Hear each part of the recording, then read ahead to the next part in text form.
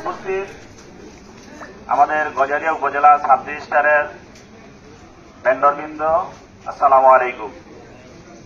আপনারা আমাদেরকে সহযোগিতা করেছেন, আলহামদুলিল্লাহ।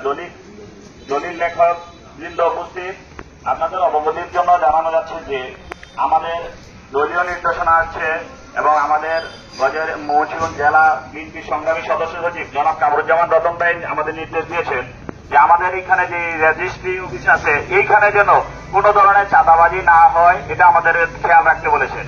এবং আমাদের নাম ভাঙিয়ে বা রতন ভাইয়ের নাম ভাঙিয়ে কেউ যেন এখানে চাঁদাবাজি করতে আসলে তাকে আপনারা বেঁধে রাখবেন, রশি দিয়ে বেঁধে রাখবেন, আমাদেরকে খবর দিবেন। আমরা ওদেরকে আমাদের দলীয় লোক হয় দলীয় ব্যবস্থা নেব এবং আইনের হাতে ওদেরকে সুপর্দ করে দেব। সুতরাং আপনাদের এখানে কেউ খবরদারি বা জোর করতে ক্ষমতা দেখাতে কেউ যদি আসে, সাথে সাথে তাকে বেঁধে রাখবেন। বিশেষ করে যদি কেউ বলে আমি বিএনপির এই নেতা সেই নেতা, তাকে বিশেষ করে বেঁধে রাখবেন।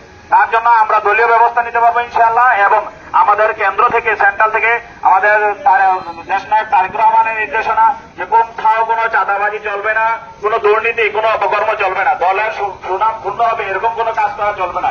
সুতরাং আপনারা যদি আমাদের সহযোগিতা করেন ইনশাআল্লাহ আশা করি আপনারা শান্তিতে আছেন, শান্তিতে থাকবেন। আপনাদের এখানে কোনো চাঁদাবাজি হবে না, কোনো খবরদারি হবে না, কোনো ক্ষমতার দাপট কেউ দেখাতে পারবে না ইনশাআল্লাহ, যদি আপনারা আমাদের সহযোগিতা করেন। আর যদি আপনারা নিজেরা যদি বিকৃত হয়ে যান বা গোপনে কিছু করেন, সেটার জন্য আপনারা দায়ী থাকবেন, সেটার জন্য আমাদের দায়ী করবেন না। আর আমাদের নাম ভাঙিয়ে যদি কেউ আসে তাকে আগে একচোট পিটাবেন। যদি বলে মোহন মিয়াজির লোক আসছে বা মারুফ মিয়াজির লোক আসছে, তাদেরকে আগে একচোট পিটাবেন, পিটানোর পরে তারপর কথা। ঠিক আছে?